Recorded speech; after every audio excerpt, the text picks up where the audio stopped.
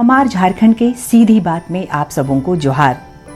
सीधी बात कार्यक्रम का मकसद विशेषज्ञों एवं अनुभवी लोगों के इंटरव्यू को उसी स्वरूप में पूरा दिखाना है। इस सीरीज में हम बात करेंगे वर्तमान में राज्य में रोजगार के अवसरों की।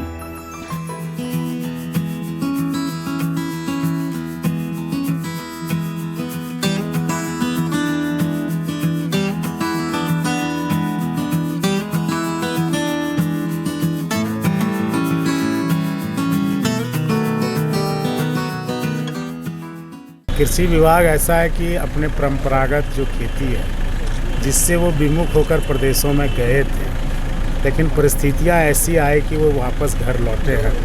तो 12 लाख हेक्टेयर जो खाली ज़मीन है, हम चाहेंगे कि मनरेगा के थ्रू और दूसरे स्कीम्स के थ्रू वो इसमें इन्वॉल्व हो। कृषि विभाग उन्हें फसल उगाने के लिए बीज देने का काम, सिंचाई की सुविधा उपलब्ध कराने का काम आने वाले दिनों में करने वाले हैं।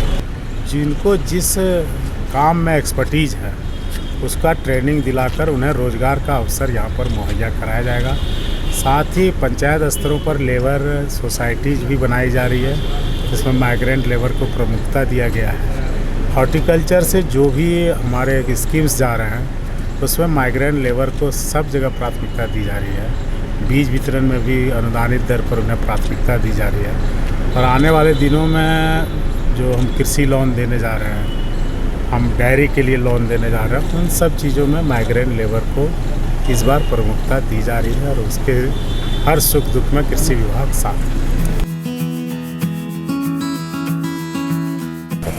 खेती पर खेत में तो खेती का असर नहीं पड़ा, लेकिन इसका मार्केटिंग के लिए, व्यापार के लिए परिवहन व्यवस्था नहीं रहने के कारण में अपना उत्पाद को हम लोग शहरों तक लाने में हम लोग को काफ़ी कठिनाई हुई, ग्राहकों तक आने में काफ़ी कठिनाई हुई। गांव तो आत्मनिर्भर है, गांव में सब्जी की बिक्री तो नहीं के बराबर होती है।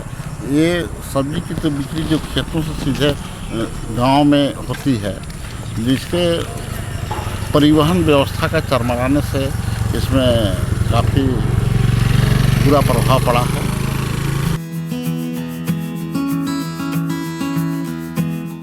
देखिए, गांव में तो अभी जितना परती ज़मीन पड़ी हुई है, जितना बरसात का पानी बह रहा है और जितना खाली पड़ी परती ज़मीन जो पड़ा हुआ है, जंगल खराब जो पड़ा हुआ है, जंगल, ज़मीन और आदमी का सहयोग से, सूरज का सहयोग से हम लोग इसको बेहतर बनाने का प्रयास कर रहे हैं। और इसके लिए मानवीय संसाधन जो है कि हम लोग का प्लस हुआ है।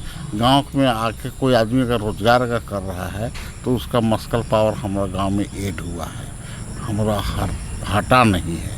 तो गांव के जो प्रवासी मजदूर और भी कहीं हैं, उनको सबको वापस आना चाहिए और गांव की सूरत अपने सीरत से बदलनी चाहिए।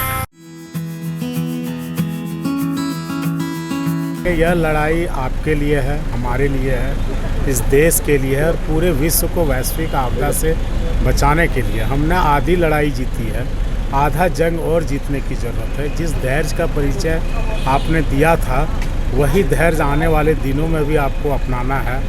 हम सब फिर से पटरी पर अर्थव्यवस्था को लाने में कामयाब होंगे। ज़रूरत है कि संक्रमण ज़्यादा ना फैले, इसके लिए सजगता जिस स्तर पर आपने प्रथम चरण में बनाई रखी थी, दूसरी चरण में उससे और ज़्यादा बनाए जाने की ज़रूरत है।